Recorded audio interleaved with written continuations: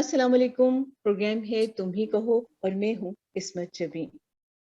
आज इस फोरम पर हम बात करेंगे पाकिस्तान की तेजी से बदलती सियासी सूरत हाल, उसके महरिकात और मुमकिन नताइज के बारे में। आज पैनल पर हमारे साथ शरीक गुफ्तगू हैं हारिस खलीक, मारवी सरमत और जैकम खान। आप सबको मैं खुश आमदीद कहती हूँ अपने प्रोग्राम में। और जैकम, आप ही से शुरू करते हैं। आप बताइए कि तहरीक अदम एतमाद का क्या अंजाम होगा, और आपको क्या लग रहा है कि सूरत हाल मजीद कशीदा होगी या बेहतरी की कोई सूरत आएगी? देखिए, अंजाम कानूनी तौर पर, आईनी तौर पर तो बहुत वाज़ेह लग रहा है, क्योंकि तहरीक अदम एतमाद के लिए आपको पता है असम्बली में अक्सरियत चाहिए। अगर अदम एतमाद आप लाए हैं, तहरीक एतमाद की चाहिए तो भी आपको अक्सरियत चाहिए। तो वाज़ेह अक्सरियत अपोजिशन को हासिल है। लेकिन इमरान खान साहब आज भी कह रहे थे कि कप्तान के पास बहुत से प्लान होते हैं, मेरे पास भी एक से ज़्यादा प्लान्स हैं। तो किसी को मालूम नहीं कि वो क्या करना चाह रहे हैं, किस तरह की कोई उन्होंने ऐसी प्लानिंग की है कि वो सरप्राइज देना चाहते हैं। तो लेट्स सी, क्योंकि असल तो इम्तिहान जो है वो असम्बली के अंदर ही होगा, जब असम्बली के अंदर ये पेश आएगी। लेकिन अभी तक तो बहुत क्लियर है कि नंबर्स जो हैं वो वाजे हैं। लेकिन जहाँ तक क्राइसिस का बात है कि अगर आप जी जी जी। जमहूरी रवैयों का, जमहूरी तरीक़ों का एहतराम करें, जो आइनी तरीक़ाकार है उसका एहतराम करें, फिर तो कोई मसला नहीं है। तमाम जमहूरी मुल्कों में ऐसी हुकूमतें जो कोalition गवर्नमेंट्स होती हैं, माइनॉरिटी गवर्नमेंट्स होती हैं, क्योंकि पीटीआई के पास वाज़ेह अक्सरियत तो नहीं है, ये अक्सरियती पार्टी तो नहीं है, कोalition के साथ मिलकर इसने हुकूमत बनाई। तो ऐसी हुकूमतें जमहूरी मुल्कों में गिरती रहती हैं, कोई ऐसी बात नहीं है। लेकिन जो पीटीआई का रवैया है और पीटीआई जिस तरीके से रिएक्ट कर रही है, इमरान खान साहब जिस तरीके से रिएक्ट कर रहे हैं, और जो बज़ाहिर लगता है कि वो एक क्राइसिस क्रिएट करना चाहते हैं, और जो एक इनेविटेबल आउटकम लग रहा है उसको वो मंजूर करने को तैयार नहीं है। वो एक ऐसी चीज़ है जिससे एक काफ़ी पाकिस्तान के एक पॉलिटिकल सीन में अनसर्टेनिटी क्रिएट हो गई। जी शुक्रिया जैगम। आपने क्राइसिस की बात की, तो मारवी, आप हमें बताइए कि क्या सियासी बहरान कह सकते हैं इस सूरत हाल को? बहुत शुक्रिया। अगर हम इस सूरत हाल को भी सियासी बहरान नहीं कहेंगे तो फिर किसे कहेंगे किस्मत। ये जो मौजूदा सूरत हाल है, इसमें जैसा कि जैगम साहब अभी अभी फरमा रहे थे कि जो गैर यकीनी की सूरत है, मुझे कोई एक आप पाकिस्तान की सियासी तारीख में कोई एक दौर बताइए, चंद माह का ही हो, जिसमें आप ये कह सकें कि ये सियासी बहरान नहीं था या बेयकीनी की कैफियत नहीं थी। उसके मुख्तलिफ जो है, जिसे कहते हैं ना, डिग्रीज और मुख्तलिफ ग्रेड्स आपको जो है वो नजर आएंगे। मगर मैं तो ऐसे हमारे जो सहाफ़ी हैं, बहुत प्रोग्रेसिव सहाफ़ी हैं, जिनको हम बहुत इन्फॉर्म्ड समझते हैं और हैं भी, वो शुरू दिन से ये कह रहे हैं जी अब हुकूमत आई गई के गई, और अब इनके दिन जो हैं वो जा चुके हैं। ये सिर्फ खान साहब की हुकूमत के बारे में नहीं, पीपल्स पार्टी की हुकूमत जब थी उसके बारे में भी, और उससे पहले नवाज शरीफ की हुकूमत के बारे में भी। तो ये मेरा ख्याल है कि एक परमानेंट सिचुएशन है पाकिस्तान की सियासी हुकूमतों की, अगर वो सियासी हुकूमतें जो हैं वो उन्हें कोई सिविलियन हेड कर रहा हो तो, चाहे आर्मी का दस्ते शफकत हो या ना हो, ये अलग बात है। दूसरी बात ये कि अभी जो तहरीक अदम एतमाद के मामले पर जो आप देख रहे हैं कि जो कुछ भी हो रहा है मुल्क में, जो सियासी सूरत हाल है, एक तो ये है कि हमें ये बिल्कुल वाज़ेह होना चाहिए, तहरीक अदम एतमाद जो है वो एक जाहिर है कि आइनी तरीका है, और इसी आइनी तरीके को इस्तेमाल करके जो अपोजिशन की जो भी पार्टियां हैं वो ये चाह रही हैं। और ये मेरा ये ख्याल है कि पीपल्स पार्टी का ये शुरू से यही था मतमय नज़र। मगर पिछले साल जब, बल्कि इसी साल के शुरू में, पिछले साल में मार्च में ये हुआ था ना, जब इनको पीडीएम से भी निकाल दिया गया था पीपल्स पार्टी को, तो उस वक्त तो मौलाना फजलुर रहमान, जिनको हमारे प्रोग्रेसिव जो बहुत सारे pro democracy self proclaimed commentators हैं, वो बहुत समझते हैं कि वो बड़ी को एंटी स्टैब्लिशमेंट तहरीक के जो हैं वो लीडर हैं और लीडिंग वॉइस हैं इस्टेब्लिशमेंट के खिलाफ। खैर, इस थीसिस से मुझे बहुत शदीद इख्तलाफ है, वो किसी और मौके पे बात करेंगे। लेकिन वो उस वक्त तो वो ये फरमा रहे थे कि किसके बाप को बाप बनाया पीपल्स पार्टी ने, और अभी वो बाप के मेंबरान के साथ बैठकर कल परसों प्रेस कॉन्फ्रेंस भी कर रहे थे। और फिर अब मेरा तो बहुत दिल चाह रहा था कि मैं पूछूं कि अब किसने किसके बाप को बाप बनाया है। तो एक साल में ऐसा क्या हो गया, ये जरा सोचने की बात है कि वही ऑपोजिशन पार्टीज जो बड़ा मुंह खोल खोल कर कह रही थी कि अदम एतमाद की तहरीक से ज्यादा तो बेहतर है कि हम जो है वो इस्तीफे दे दें, और अदम एतमाद की हमें इमरान खान को बाहर नहीं निकालना, जो इमरान खान के पीछे हैं उनकी ताकत को चैलेंज करना है और वोट को इज्जत देनी है वगैरह वगैरह। तो एक साल में तकरीबन ऐसा क्या हो गया कि अब उनका टारगेट जो है वो सिर्फ इमरान खान है। तो इसका एक ही जवाब मेरी समझ में आता है, वो ये है मेरे ख्याल के मुताबिक, और आप लोग क्योंकि ऑन ग्राउंड मौजूद हैं, आप लोग इससे मुझे इन्फॉर्म कर सकते हैं, एजुकेट कर सकते हैं। मेरा ये ख्याल है कि विद इन इस्टेब्लिशमेंट और मिलिट्री इस्टेब्लिशमेंट के अलावा भी, मतलब ये है कि इस्टेब्लिशमेंट को जाहिर है कि लीड तो मिलिट्री कर रही है, मगर उसके अंदर बहुत और भी एक्टर्स होते हैं। तो वो जो पूरी की पूरी इस्टेब्लिशमेंट है वो डिवाइडेड है इस वक्त, और एक बहुत बड़ा हिस्सा जो है उस इस्टेब्लिशमेंट का वो ये इमरान खान साहब को नहीं देखना चाहता, और उसी की इनकरेजमेंट पर हमारी ऑपोजिशन पार्टीज इकट्ठी हो गई और जो है वो इसके तहरीक अदम एतमाद का उन्होंने बीड़ा उठाया। और एक हिस्सा है एस्टेब्लिशमेंट का जो कि नजर आ रहा है कि वो इमरान खान साहब के पीछे अभी तक है, उनके साथ है। अभी आपने आज ही मुझे किसी ने व्हाट्सएप की वीडियो भेजी जिसमें रिटायर्ड फौजी अफसरान जो हैं वो एक के बाद एक करके कह रहे थे I stand with Imran Khan.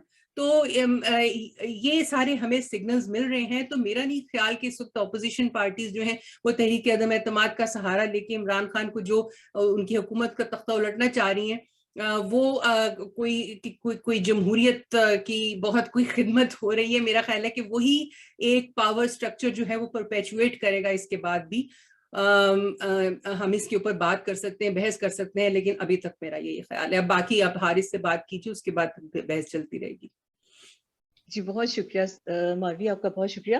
Haris, आपके ख्याल में जैसे कुछ जिक्र किया मोहरिकात के बारे में, असबाब के बारे में, आपके ख्याल में मारवी ने जो कहा है उसके अलावा ये सारी सूरत हाल के असबाब क्या हो सकते हैं?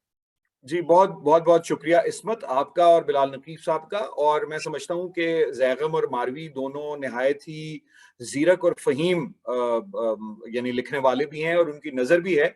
मैं तो जरा थोड़ा सा डिटैच्ड हूँ आजकल बिल्कुल हालात हाजरा की सियासत से, लेकिन सच्ची बात यह है कि पिछले 15 दिन में जितना मैंने टेलीविजन देखा है वो मैंने शायद पिछले 3 बरस में नहीं देखा था, डिटैच्ड होने के बावजूद। एक मीर का शेर से मैं शुरू करता हूँ बात। मुझे मीर का एक शेर याद आ रहा है जो इमरान खान साहब की जो सूरत हाल है उसको देखते हुए कि हमारे देखते जेरे नगी था मुल्क सब जिनके, कोई अब नाम भी लेता नहीं उन मुल्क गिरों का। अच्छा, ये दुनिया की तारीख है और ये दुनिया की सियासी तारीख भी है और पाकिस्तान की तारीख भी इसी तरह है। तो ओब्लिवियन में तो जाना ही होता है, जाहिर है। ये कोई हमें तो याद नहीं है कि शेक्सपियर के जमाने में बरतानिया के बादशाह कौन कौन से थे, यानी कोई गूगल करेगा तो बता देगा अभी भी, लेकिन याद तो नहीं रहता। तो बेसिकली ये तो सियासतदान और खास तौर पर ऐसे सियासतदान जो मकबूलियत पसंद हो, जिनमें किसी किस्म की स्टेट्समैनशिप ना हो, जिनका कोई विजन ना हो, जो एक 45 मिनट के इंटरव्यू में 213 मरतबा अपना ही जिक्र करें, कभी अपना नाम लें, कभी मैं, मुझे, मेरा, तो उनकी जाहिर है कि उनकी तारीख में उम्र बहुत कम होती है। मौजूद तो वो रहेंगे क्योंकि जाहिर है कि वो पाकिस्तान के वजीर आजम रहे जिस तरह से भी मुंतखब हुए। मारवी की बात बिल्कुल ठीक है कि बुरहान तो हमेशा से रहा है, मगर इस किस्म का हुक्मरान कभी नहीं आया पाकिस्तान में। और ये मैं उनकी तारीफ में नहीं बल्कि अफसोस के साथ इस बात का इजहार कर रहा हूँ कि पहले जितने आपके वज़राए आज़म निकाले गए, रखे गए, भाई देखिए 5 साल तो किसी के भी पूरे नहीं हुए। भुट्टो साहब के भी 73 तक तो वो सदर और मतलब 73 के कॉन्स्टिट्यूशन के बाद ही बाकायदा वज़ीर आज़म थे ना, और फिर 4 बरस बाद उन्होंने इलेक्शन करा दिए जिसमें धांधली का इल्जाम लगा और उसके 2 बरस के बाद उन्हें फांसी दे दी गई। आजकल भुट्टो साहब भी बहुत याद आ रहे हैं। लेकिन मैं ये समझता हूँ कि इस वक्त जो सूरत हाल है, मैं मारवी से थोड़ा सा इख्तिलाफ की जसारत करूंगा। देखिए, पावर स्ट्रक्चर तो वही रहेगा, वो तो पावर स्ट्रक्चर पहले भी वही था और वो ओवरनाइट तब्दील भी नहीं होने लगा, क्योंकि उसकी हम तफसील में जा सकते हैं कि क्यों ऐसा है। और वो सिर्फ एक इलेक्टोरल साइकिल या 2 इलेक्टोरल साइकिल्स में तब्दील भी नहीं होने लगा था। اور اس طرح آسانی سے ہوتا نہیں ہے. اس طرح کی اگر ایک ظاہر ہے کوئی اوور نائٹ کوئی انقلاب تو نہیں آیا نا, آپ ایک نظام اور ایک دستور کے تحت ہی چل رہے ہیں. مگر جہاں میں اختلاف کی جسارت کر رہا ہوں وہ یہ کہ نہیں, میرا خیال ہے کہ یہ حالات 2018 میں جس طرح سے ایک ہائیبرڈ ماڈل بنایا گیا تھا, یہ اس کی ناکامی بھی تو ہے نا. اور اگر اس بات کی تفہیم لوگوں تک کو, اور پھر انٹروسپیکشن کا موقع تو انہیں ملے گا, اور ان کو کرنا چاہیے بھی, سیاسی جماعتوں کو بھی کرنا چاہیے جو ان کے کولیبوریٹرز رہے ہیں ہسٹوریکلی, اور جو ان کے اور ہمارے جو مقتدرہ ہے اسٹیبلشمنٹ ہے, فوج ہے, اس کے فیصلہ سازوں کو بھی کرنا چاہیے کہ آپ دستور کے تحت ہی اس ملک کو, اس فیڈریشن کو چلا سکتے ہیں. تو اختلاف کی بات جو میں کر رہا ہوں وہ یہ ہے کہ میرا یہ خیال ہے کہ ہم 2008 کی صورتحال پہ واپس جا رہے ہیں. 2008 کی جو صورتحال تھی اس میں بھی کچھ لین دین ہوا تھا. سیاستدانوں کا کام ہی لین دین کرنا ہوتا ہے, ان کا کام ڈی ریل کرنا نہیں ہوتا, وہ نیگوشیٹ ہی کرتے ہیں. ظاہر ہے ان کے پاس کوئی ہتھیار نہیں ہوتے, وہ کوئی, اور پاکستان میں کوئی جو جمہوری تحریک چلی ہے وہ کوئی نکسل باڑی تحریک بھی نہیں رہی ہے, تو ایک جمہوری طریقے سے ہی کام کیا جاتا ہے, اور جو گیون فریم ورکس ہیں اس میں رہ کے ہی ممکن ہے کہ اصلاح کی جائے. تو 2008 کی سچویشن یہ تھی کہ پولیٹیکل پارٹیز نے نیگوشیٹ کیا تھا اسٹیبلشمنٹ کے ساتھ, جنرل پرویز مشرف کو اپنی جگہ رہنے دیا تھا. جنوری فروری میں جب بھی الیکشن ہوئے ہیں 2008 میں بینظیر صاحبہ کی شہادت کے بعد, اور پیپلز پارٹی اس میں سنگل لارجسٹ پارٹی بن کے آئی ہے, وہ بھی مائنورٹی, یعنی مائنورٹی گورنمنٹ تو اسے نہیں کہیں گے لیکن ظاہر ہے کہ کولیشن گورنمنٹ تھی, اور اس نے برداشت کیا مشرف صاحب کو اگست تک. اور مشرف صاحب کو اگست میں جب ان کی ٹرم 5 سال کی جو بھی سلسلہ تھا, جو بھی ٹرم تھی وہ پوری ہوئی, تو ان کو ایک سلامی دے کے صدارتی محل سے رخصت کیا. تو یہ تقریباً وہی صورتحال ہے جس میں آپ نیگوشیٹ کر رہے ہیں, اور لیکن یہ 2018 سے 22 تک کی صورتحال سے بہتر ہے. یہ ایک علیحدہ بات ہے. تو کہ کل کیا ہوتا ہے اس کے سلسلے میں میں کچھ نہیں کہہ سکتا, چونکہ ٹرمپ نے بھی کیپٹل پہ حملہ کروا دیا تھا, امریکہ کی پارلیمان پہ حملہ کروا دیا تھا, اور کچھ ارادے تو ان کے بھی اسی نوعیت کے ہیں جو وزراء نے کہے ہیں. وہ کس حد تک پاکستان جیسے ملک میں کامیاب ہو سکتا ہے یا نہیں, کیونکہ ٹرمپ کے اوپر کوئی سپروائزری کا رول کسی ادارے کے پاس نہیں تھا, یہاں تو ہے پاکستانی سیاست میں. تو یہ کس حد تک کامیاب ہو سکتے ہیں, کس حد تک آج بھی انہوں نے اپنے ٹیلی فونک جو رابطہ کیا ہے اس میں انہوں نے نوجوانوں کو اکسایا ہے کہ وہ احتجاج کریں. ساتھ انہوں نے یہ بھی کہا ہے کہ پرامن رہیں. ظاہر ہے ہر سیاستدان یہی کہتا ہے, الطاف حسین بھی یہی کہا کرتے تھے کہ پرامن احتجاج ہوگا, لیکن وہ پرامن کتنا رہ پاتا ہے وہ ہمیں نہیں معلوم, یا کس قسم کی اسکرمشز ہوتی ہیں, جھڑپیں ہوتی ہیں مختلف سیاسی جماعتوں کے کارکنوں کے درمیان, وہ بھی ایک ناخوشگوار صورتحال پیدا ہو سکتی ہے اور ہم ایمرجنسی کی طرف بڑھ سکتے ہیں. ایسا یعنی اس کے امکانات کم ہیں. جیسے زیغم نے کہا کہ کانسٹیٹیوشنلی اگر آپ چلتے ہیں تو کوئی بحران نہیں پیدا ہوتا, لیکن کانسٹیٹیوشن کو تو جتنی, اور پارلیمان کی خاص طور پہ پہلے بھی کوئی عزت نہیں تھی. میں تو سمجھتا ہوں دیگر جماعتوں کے, پیپلز پارٹی کے وزیر اعظم نسبتاً بہتر تھے جو پارلیمان کو سنجیدہ لیتے تھے, لیکن نواز شریف صاحب بھی جب ان پہ کوئی مشکل پڑتی تھی تو پارلیمان کا رخ کرتے تھے, اور عمران خان صاحب نے تو پارلیمنٹ کی کبھی کوئی عزت نہیں کی, اٹیک کر چکے ہیں پارلیمنٹ پہ. جب ٹیلی ویژن پی ٹی وی پہ کیا تھا تو پارلیمنٹ پہ بھی اٹیک کیا تھا انہوں نے, یہ مت بھولیے آپ. 35 پنکچر والا جب ان کا پورا سلسلہ تھا, اور 4 سیٹوں کے ریزلٹس کو یہ چیلنج کر رہے تھے, اور پھر انہوں نے پورے الیکشن کو چیلنج کیا دھرنے کے بعد, دھرنے کے دوران سن 2015 کی 14 کی بات ہے, 15 کی یا 14 کی بات ہے غالباً. اور اس کے تو یہ اس قسم کا ان کا مزاج ہے, اس قسم کی صورتحال ہے. تو بحران پیدا ہو جائے گا اگر انہوں نے دستور کے مطابق کل فیصلہ نہ ہونے دیا, تو یقیناً بحران پیدا ہوگا. بہت شکریہ حارث, آپ نے اتنی تفصیل سے روشنی ڈالی اس بات پہ. ہم تھوڑا سا اس کو بڑھاتے ہیں, اس گفتگو کو آگے. زیغم, آپ ہمیں یہ بتائیے, اگر ہم یہ مفروضہ کریں کہ اگر اپوزیشن حکومت بنانے میں کامیاب ہو جاتی ہے تو پھر بہت سارے مسائل ہوں گے, تو کیسے قابو پائیں گے اس پہ؟ جی, اس وقت پہلے تو یہ جو بھی گفتگو ہو رہی تھی بہت ہی خوبصورت اور بڑے اہم سوال ماروی نے اٹھایا, اور حارث نے اس پہ بہت ہی اچھی جو روشنی ڈالی. مجھے اجازت دیں اس پہ تھوڑا سا میں اس کو ذرا ری فریم کروں, اس آرگیومنٹ کو, اور اس آرگیومنٹ میں پوائنٹ زیادہ مختلف نہیں ہے جو حارث نے کہا یا ماروی نے کہا, لیکن اس کو میں تھوڑا سا ایک مختلف طریقے سے ری فریم کرتا ہوں. دیکھیے, ہم ابھی والا جو سسٹم تھا اس کو نام دیتے ہیں ہائبرڈ سسٹم کا. حکومت خود بڑی خوشی سے ہائبرڈ سسٹم کا نام دیتی ہے. اور جو ماروی نے کہا وہ جو مایوسی کا ان کا اظہار تھا وہ بالکل ٹھیک تھا کہ ہم واپس کدھر کو جا رہے ہیں, ہم کیا پیور ڈیموکریسی کی طرف جا رہے ہیں, نہیں جا رہے ہیں, لیکن پھر ہم جا کدھر رہے ہیں. ہمیں سمجھنا ہوگا, اس تبدیلی کو سمجھنے کے لیے ہمیں اس ایکسپیریمنٹ کو سمجھنا ہوگا کہ اس سسٹم کو, آج کے سسٹم کو جس کو ہائبرڈ کہا جاتا ہے, یہ کیا ایکسپیریمنٹ تھا. دیکھیں میری رائے میں یہ تیسرا قسم کا ہائبرڈ سسٹم تھا. ہمارے پاس دو طرح کے ہائبرڈ سسٹم, صرف ایک ہمارے پاس پیور ڈیموکریٹک پیریڈ رہا ہے ذوالفقار علی بھٹو کا, جس میں اتھارٹی جو تھی وہ سویلینز کے پاس مکمل تھی, اسی طریقے سے تھی جس طریقے سے کانسٹیٹیوشن میں لکھی ہوئی ہے. اس کے علاوہ ایک ہائبرڈ سسٹم وہ ہوتا ہے جب کنگز پارٹی کے ساتھ مارشل لا والے لوگ جو ہیں وہ شیئر کرتے ہیں کچھ اقتدار, اپنی خیر خوشی سے سویلینز کو بھی کچھ دے دیتے ہیں, اپنی مرضی سے کنگز پارٹی بھی بناتے ہیں. اس کے علاوہ بھی جتنے ہمارے ڈیموکریٹک پیریڈز رہے ہیں وہ بھی ہائبرڈ سسٹم رہے. اس لیے ہائبرڈ سسٹم رہے ہیں کہ جو آئینی اختیارات ہیں وہ کبھی بھی حکومتوں کو, جمہوری حکومتوں کو مکمل نہیں ملے, ساتھ ساتھ ایک ڈیفیکٹو اتھارٹی بھی ایک اسٹیبلشمنٹ کی رہی ہے اور وہ اتھارٹی انجوائے کرتے رہے ہیں جو آئین میں نہیں لکھی ہوئی. اب یہ ایکسپیریمنٹ کیوں مختلف تھا؟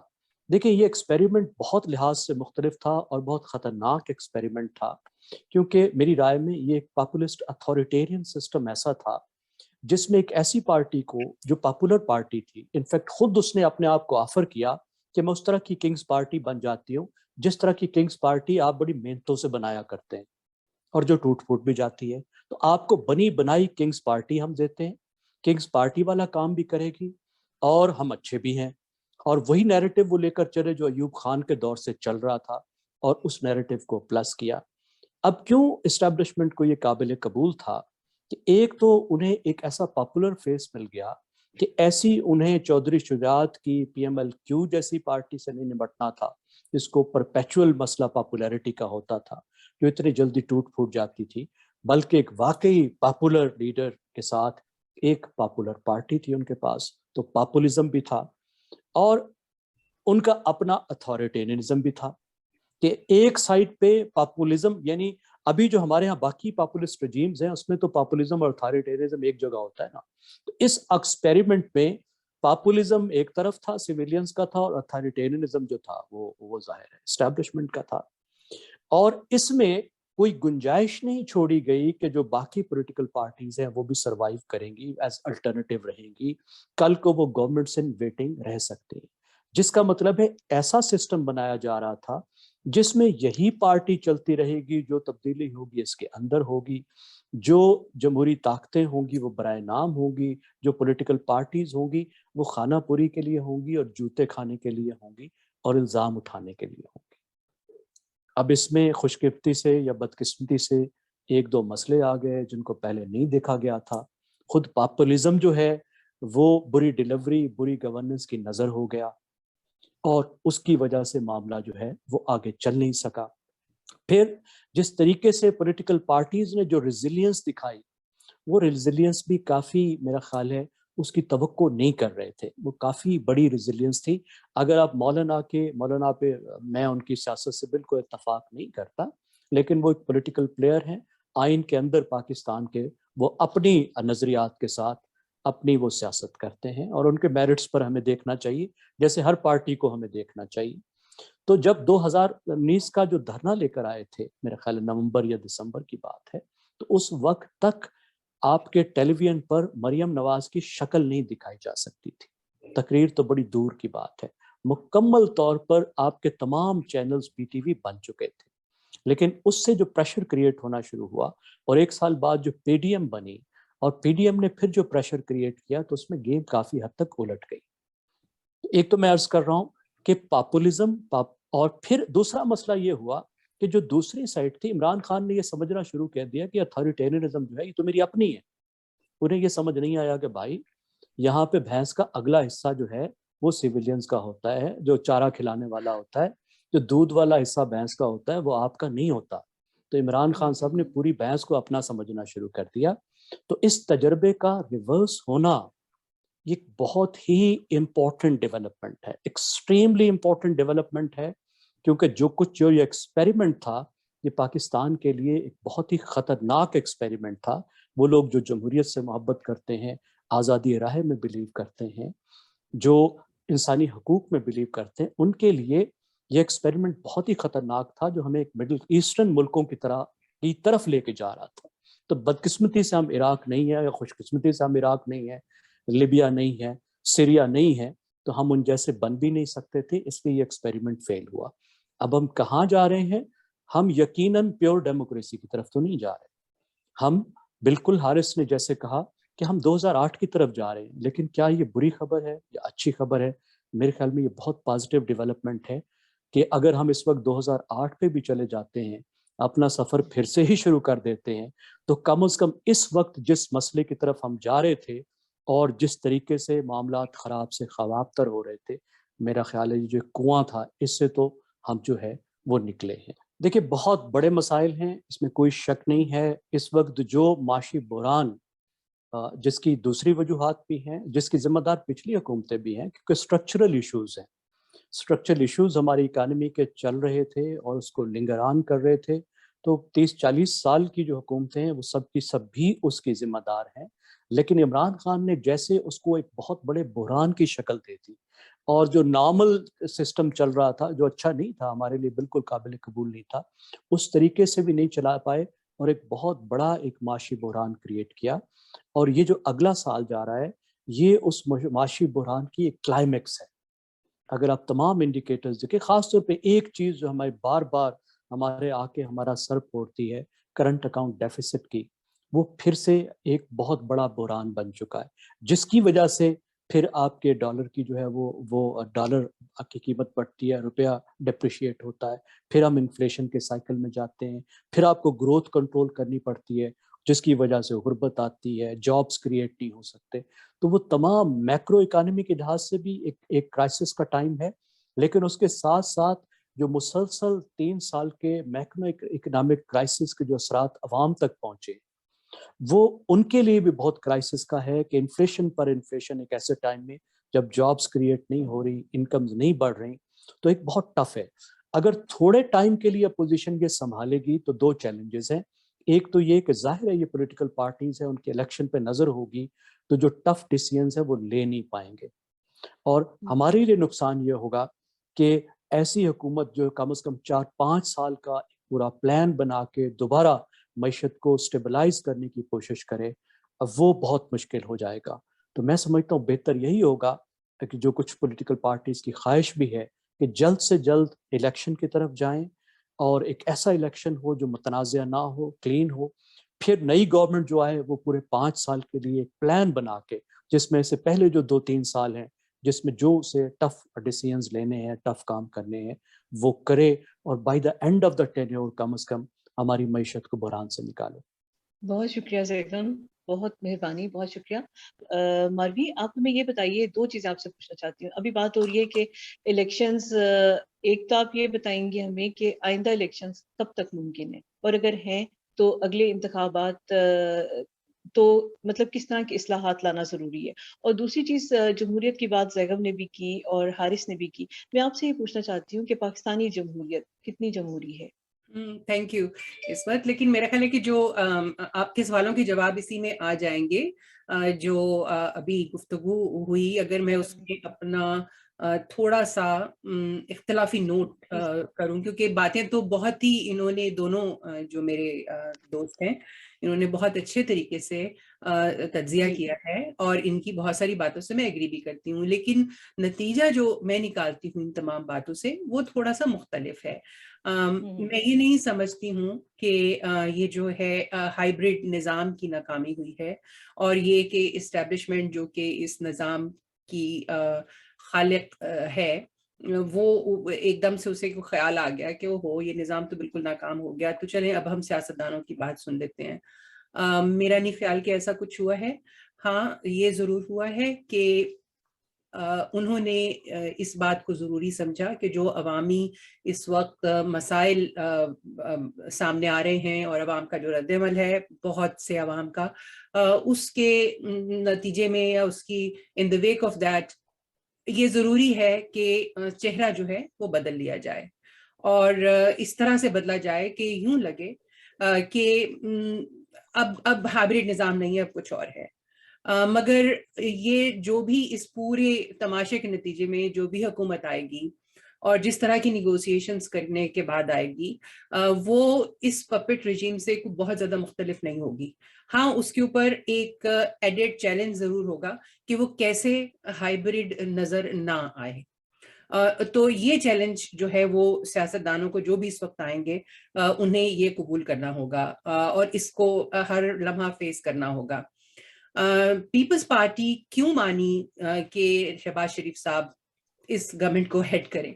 ایک تو یہ کہ ظاہر ہے کہ ان کے نمبرز نہیں تھے اور جو بھی آتا سیٹ اپ اس میں زیادہ نمبر والی پارٹی کو ہی آگے آنا تھا. اور دوسرا میرے ذہن میں یہ آتا ہے جو میری گفتگو بہت سارے پیپلز پارٹی کے لیڈران سے ہوئی ہے اس سے مطلب کسی نے یہ کہا تو نہیں ہے لیکن میں نے نتیجہ یہ نکالا ہے کہ جو کچھ بھی ہوگا جو بھی انکمبینسی کا کیا کہنا چاہیے بوجھ ہوگا اس چھوٹے سے ٹینیور کے نتیجے میں وہ اسی کو زیادہ جائے گا جو اس کو ہیڈ کرا ہوگا. اور وہ اگر پی ایم ایل این کرے گی تو پیپلز پارٹی کو شاید پنجاب کے اندر تھوڑی سی سپیس لینے کی توقع ہو کہ وہ انکمبینسی جو ہے اس کا سارا ملبہ جو ہے وہ ان پہ ڈال کر اور تھوڑی سی کوئی اپنی بریدنگ سپیس جو ہے وہ لینا چاہیں گے. ایک تو یہ ہو سکتی ہے. دوسرا یہ ہے کہ دیکھیے یہ 2008 والا جو ہے نا اس پہ میں نہیں سمجھتی ہم اس پہ گئے ہیں لگ رہا ہے اور شاید یہ صحیح بھی ہوں لیکن میرا یہ خیال ہے call me a pessimist but I don't think I'm pessimist, I'm a romantic. مجھے نہیں لگتا کہ یہ ہم 2008 والی جگہ پہ واپس گئے ہیں. 2008 میں جو ہے وہ ایک اور پوزیشن تھی ان اپوزیشن پارٹیز کی مگر اس پوزیشن کے ساتھ بھی جب میمو گیٹ آیا تو آج کے جو ووٹ کو عزت دو والے لیڈر ہیں وہ کالا کوٹ پہن کے پہنچ گئے تھے اور وہ کس کو خوش کرنے کے لیے یا کس کے اشارے پہ گئے تھے یہ اس میں کوئی ایک بڑی راکٹ سائنس نہیں ہے. آج جب یہ پارٹیز آ رہی ہیں تو یہ 2008 کی پوزیشن نہیں ہے یہ بالکل 2022 کی پوزیشن ہے. اور اس پوزیشن میں فرق یہ ہے 2008 سے کہ اب جب جو نیگوسیشن ہوئی ہوگی جو لین اور دین ہوا ہوگا اس میں ہائنڈ سائٹ میں اسٹیبلشمنٹ کے پاس 18ویں امینڈمنٹ اور اس طرح کی کچھ اقدامات ہیں NFC ایوارڈ جیسے جو وہ یقینی بنائیں گے کہ اب جو بھی سیٹ اپ آئے وہ اس حد تک نہ جائے اور اگر اس حد تک جانے کا کوئی بھی خطرہ ہوگا تو نیچے سے کرسی اور نیچے سے زمین اور نیچے سے قالین کھینچ لیا جائے گا. اور اب مجھے خطرہ اس بات کا ہے کہ اگر نیگوسیٹ کر کے اور ظاہر ہے کہ نیگوسیٹ کر کے آئے ہیں تو کہیں ایسا نہ ہو کہ جو ہم نے تھوڑی بہت سپیس 18ویں امینڈمنٹ کی شکل میں لی اس کو کسی نہ کسی طریقے سے رول بیک کیا جائے. اس کا خطرہ مجھے اس لیے بھی زیادہ ہے کہ نواز شریف صاحب کی پارٹی نے خاص طور پہ اسحاق ڈار صاحب نے یہ بار بار کہا ہے کہ 18ویں امینڈمنٹ تو ہمارے راستے میں کوئی رکاوٹ نہیں ہے. اس کی وجہ یہ ہے کہ ہم دفاع کا سارا خرچہ جو ہے وہ صوبوں میں ڈیوائڈ کریں گے اور صوبوں کو کہیں گے کہ وہ اس میں کنٹریبیوٹ کریں. تو یعنی دفاع کو فوج کو پیسوں کی قطن کوئی تنگی نہیں ہوگی چاہے کیک کا سائز جتنا بھی ہو اس کا ان کو حصہ اتنا ہی ملے گا جتنا پہلے ملتا تھا.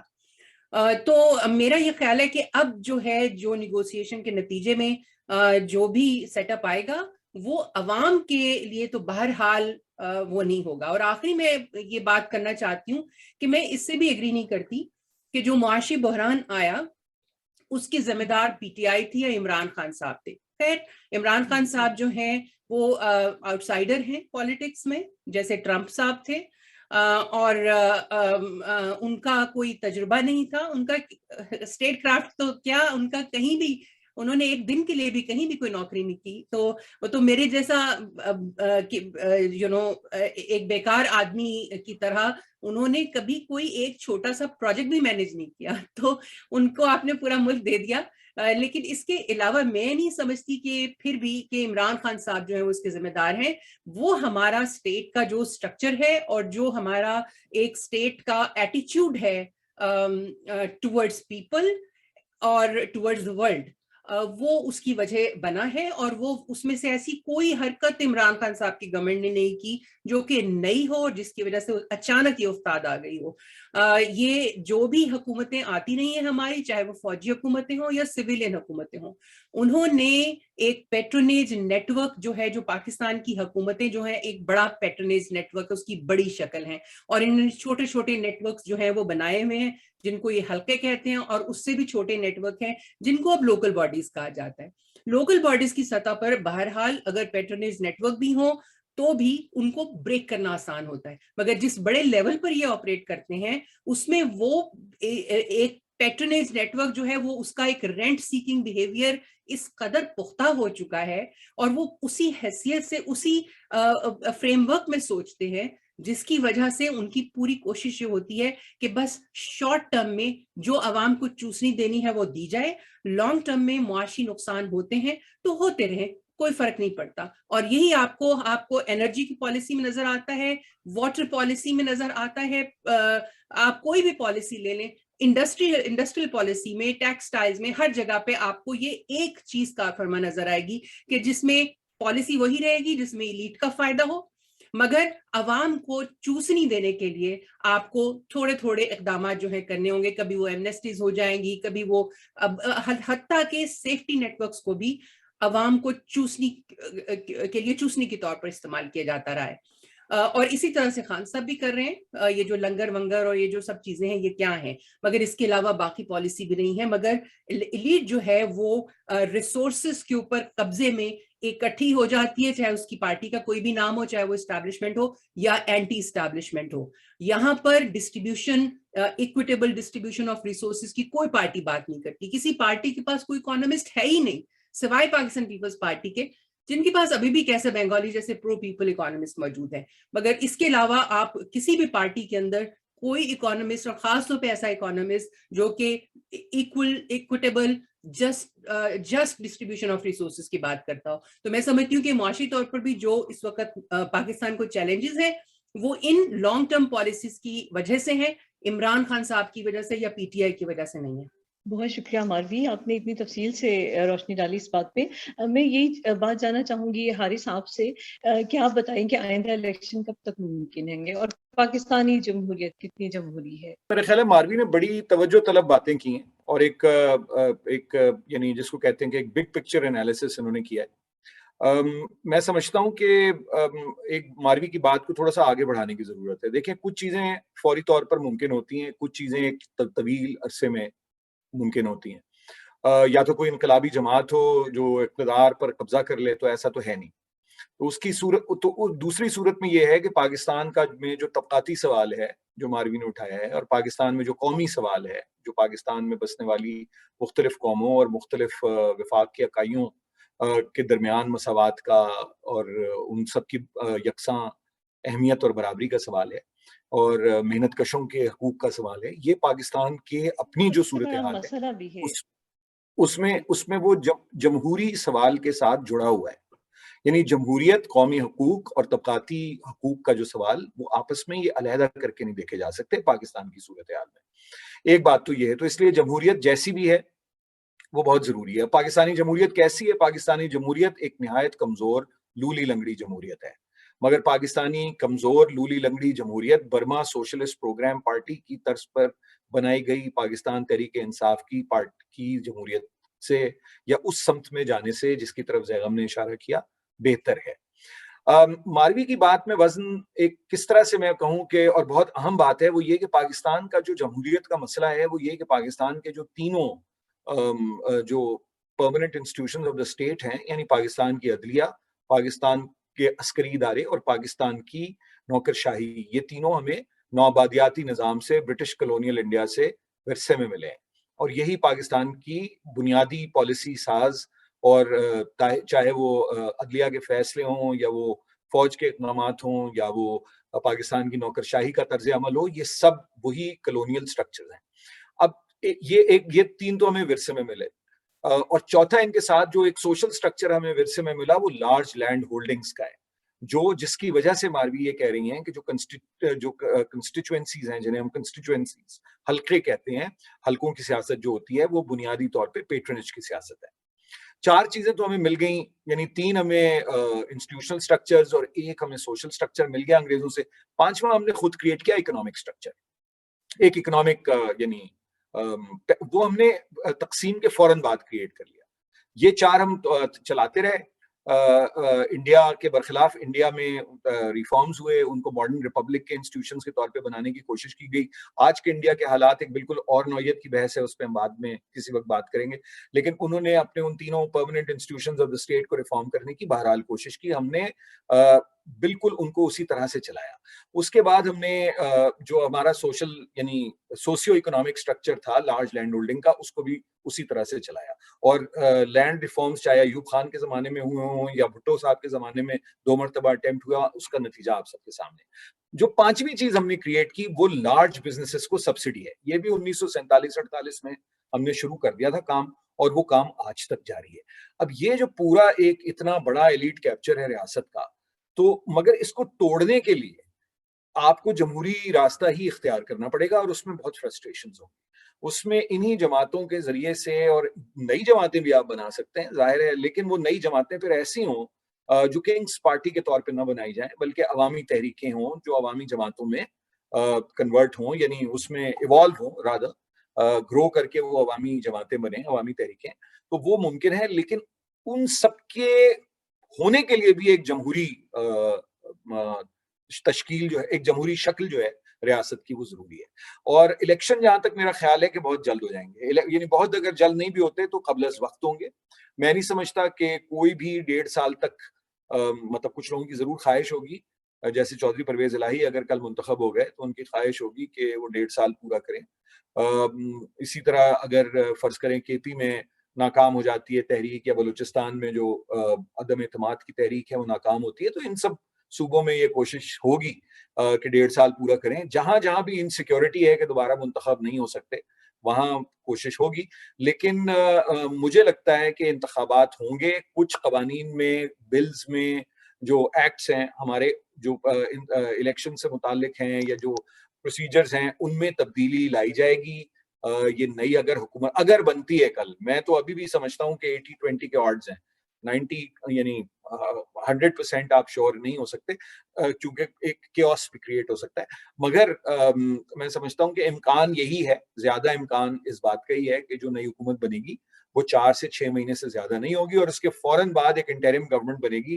اور وہ انٹرم گورنمنٹ جو ہے، جو 2 سے 3 مہینے کی کانسٹیٹیوشن کے مطابق بنتی ہے، اس میں سب سے زیادہ سخت معاشی فیصلے کیے جائیں گے. بہت شکریہ حارث. آپ نے تو 80 اور 20 کا فگر دیا ہے کہ آپ کے خیال میں ابھی بھی کمپلیٹ 100 نمبر نہیں ہے.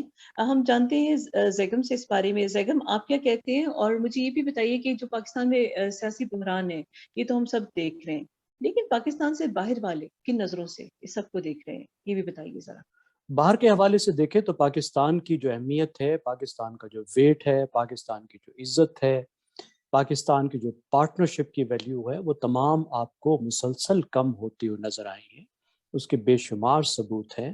جس طریقے سے پاکستان سے اب باہر کی دنیا ڈیل کرتی ہے، جس شرائط پر پاکستان کو قرضے دیتی ہے، جس طریقے سے پاکستان سے بات کی جاتی ہے، تو پاکستان کا ایک ڈپلومیٹک لائٹ ویٹ بن گیا ہے پاکستان، کیونکہ پاکستان اکنامک لائٹ ویٹ بن گیا ہے. پھر ابھی تو جس طریقے سے ہم ڈپلومیسی کو لے کر چل رہے ہیں، اس سے تو پاکستان ایک لافنگ سٹاک بھی بنتا جا رہا ہے دنیا کا.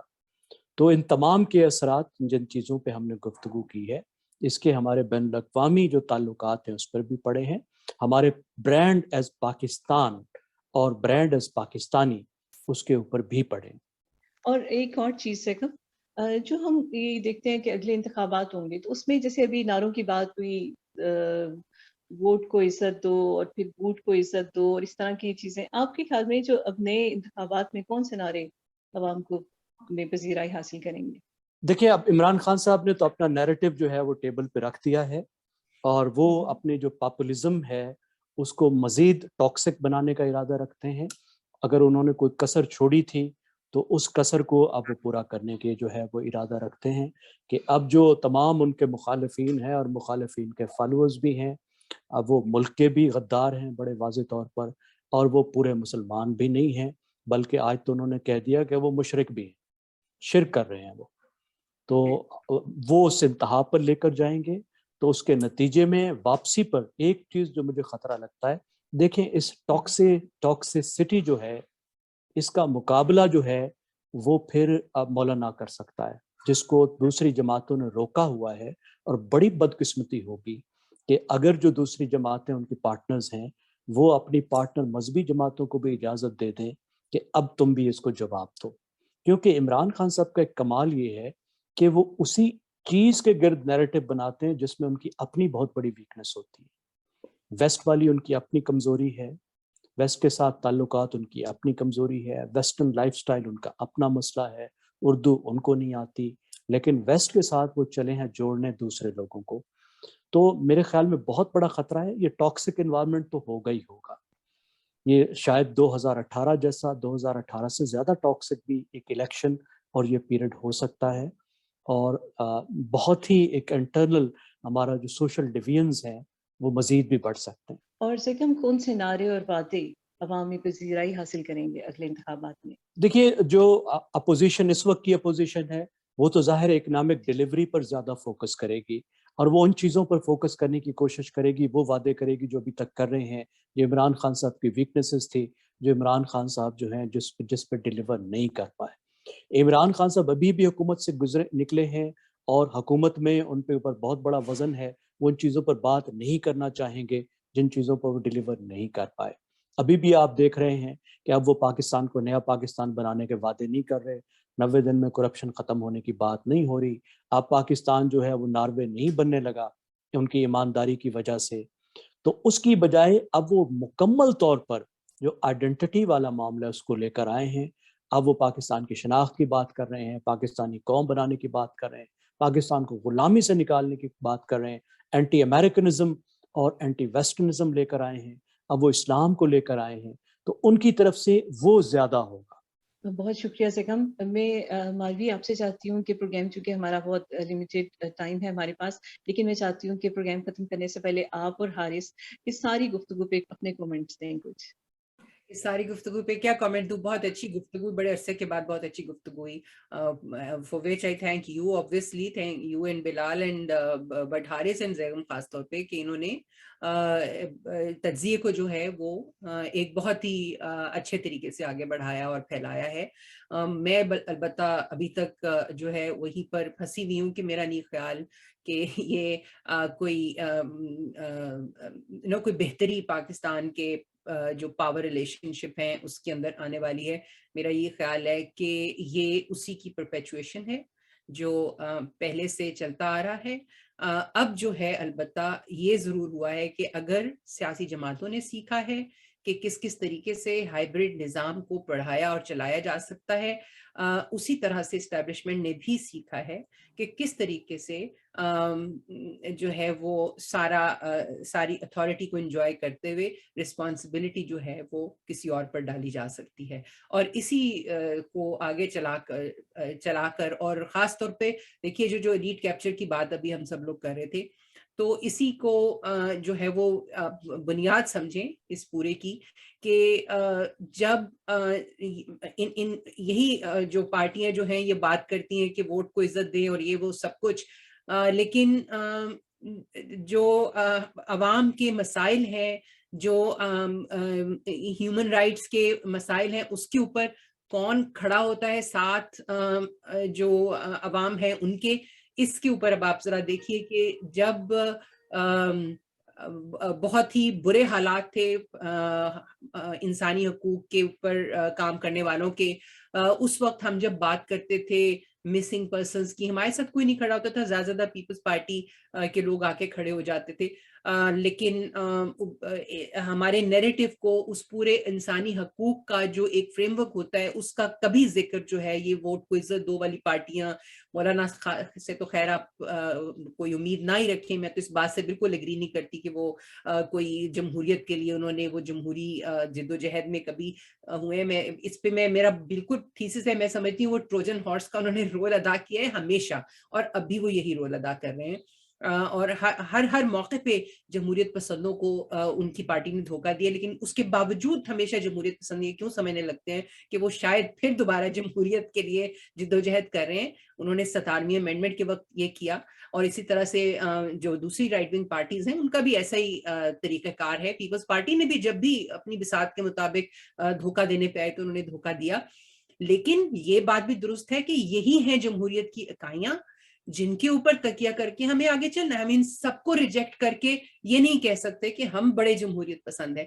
تو ہمیں انہی اکائیوں پہ بھروسہ کرنا ہے، مگر ان کے اوپر نظر بھی تو رکھنی ہے نا. یہ تو نہیں کر سکتے کہ ان کے تمام کیے کرائے کو ہم یہی سمجھیں کہ یہ جمہوریت کے لیے کر رہے ہیں، لہٰذا ان کے اوپر ان کو کوئی جو ہے نج ہی نہ ہو، کہیں سے کوئی انسپریشن ہی نہ ہو کہ یہ بہرحال جمہوریت کے لیے اور عوام کے لیے بھی سوچیں.